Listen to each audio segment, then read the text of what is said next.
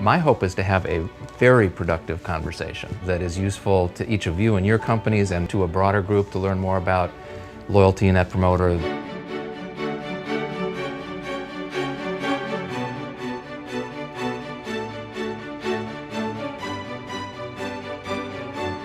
There are waves and waves and waves of people that can be influenced by an honest discussion about the progress as well as how far there is to go. And I think you'll be doing a great service.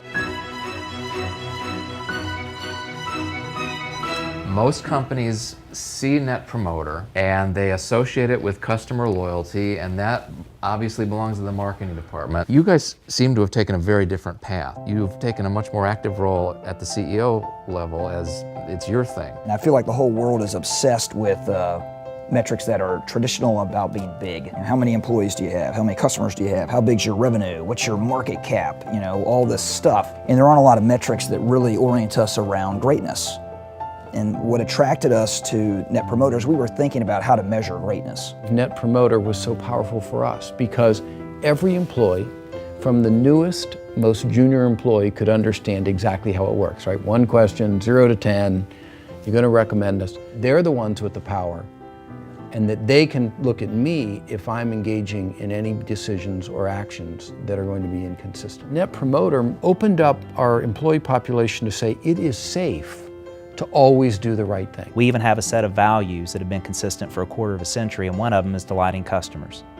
But we have a lot of really smart people who want to be able to measure whether they're making progress every day. And now we're trying to get that closed loop feedback to our frontline employees to say, based upon an action, you either contributed or unintentionally hurt that outcome. We have to have an environment where people volunteer their best. And the only reason they're going to volunteer their best and donate their precious talents to our cause is if we create a great place to work. It's a different way of managing your HR process, because if you say, look, this is not a great place to work unless I'm putting you in a position where you can earn tens from your customers. That's what makes it a great place to work.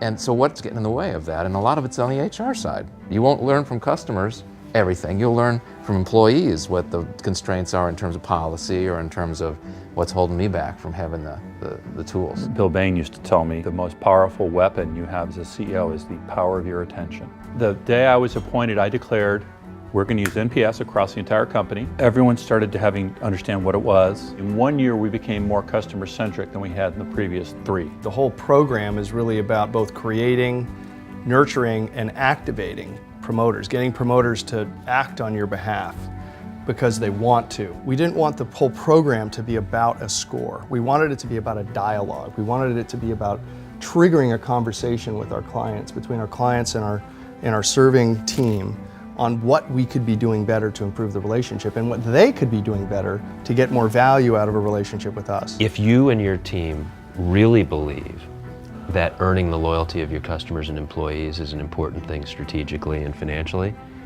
then it's great. It's a great tool for that.